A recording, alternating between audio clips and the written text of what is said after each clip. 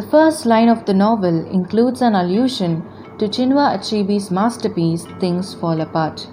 One of the first prominent English-language Nigerian novels, Things Fall Apart, chronicles an Igbo man's rise and fall in a village beset by European missionaries. In that novel, the fictionalized tensions between the missionaries and the clan represent the clash between old and new ways. The goal of the missionaries is to convert the Nigerians to Christianity. While a portion of missionaries intended to preach their gospel while respecting the indigenous cultures, others used their righteousness as justification for oppression and even enslaving Nigerians. The presence of the white people in Nigeria had political, economical, and religious implications. Clan rulers who were not amenable to British were replaced with those that would cooperate. This type of corruption continued into the post-colonial era, where those in power would reward their allies and oppress those who dissent. Though the plot of Purple Hibiscus unfolds mostly on a personal level, its characters' lives are also affected by a larger political background. Nigeria has a long history of English colonialism and oppression. It was a colony of British for over 150 years, and its disparate groups only brought together as a single nation because of British control, and it only became its own independent nation in 1960. Papa is described as a colonial product, a man who has bought into a colonialist mindset. Though he is a Nigerian, Papa believes that white people do everything better, and he wants everything in his life to be Western and modern. He speaks in an affected British accent when talking to white people and avoids speaking the native language of Igbo whenever possible. His sister Aunt Ifema, on the other hand, rejects the idea that whiteness equals superiority.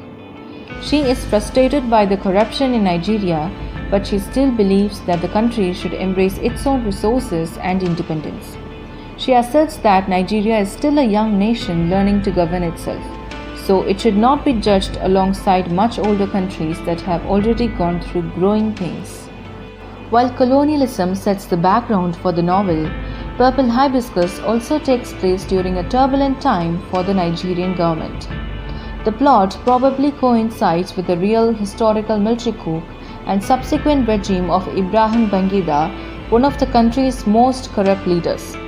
Although in the novel he is only referred to as the head of the state or Big Oga. Few details about the government are given, but politics still affect the daily lives of Adichie's characters. Workers' strikes cut off power and water, police requires bribes at random checkpoints, and Aide Coker, who is based on the real-life journalist Del Giva, is assassinated with a letter bomb.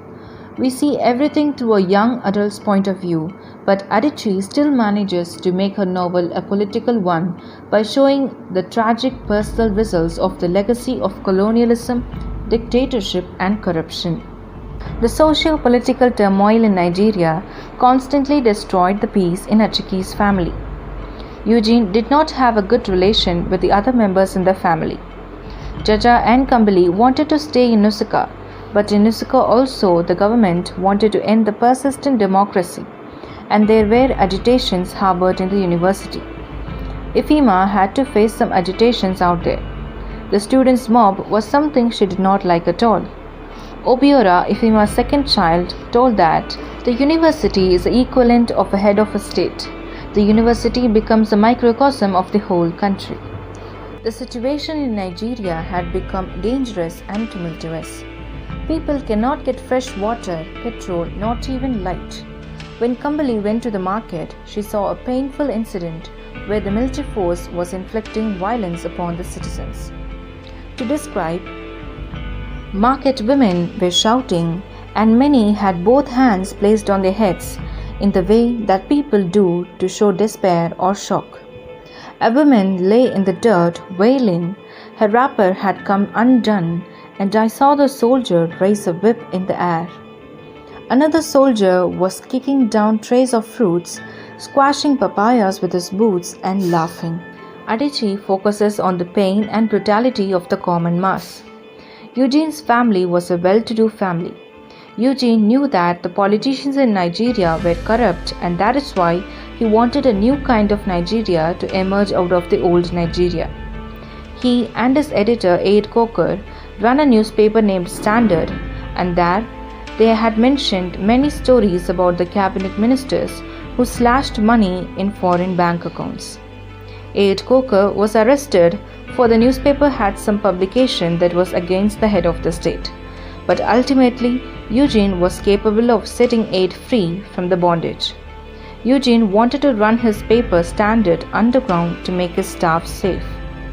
Tension and political upheaval were growing day by day, and Jaja and Kambli were in a situation where this was normal to see a live televised execution of 3 men.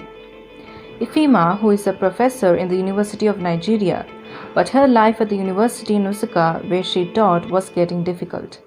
Teachers were not paid for nearly 2 months, and therefore some had migrated to America. The situation was not very good for these people in Nigeria, so Ifema had to shift to America. Also, her son Obiora suggests her to migrate. He says, and mom will have her work recognized in America without any nonsense politics. So post-colonial Nigeria had its own problem rooted in its own people. The ethnic tensions between the groups and the political turmoil in the country had made Nigeria a wasteland.